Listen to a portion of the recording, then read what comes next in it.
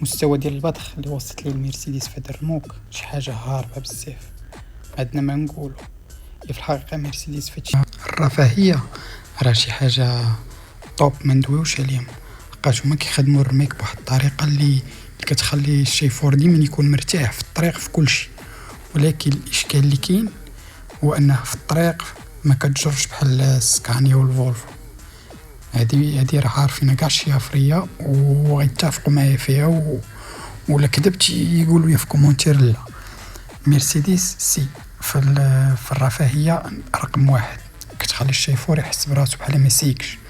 ولكن الفولفو والسكانيا الطريق والثقل ما كتحشمكش في الطريق، بالعربيه ما كتحشمكش.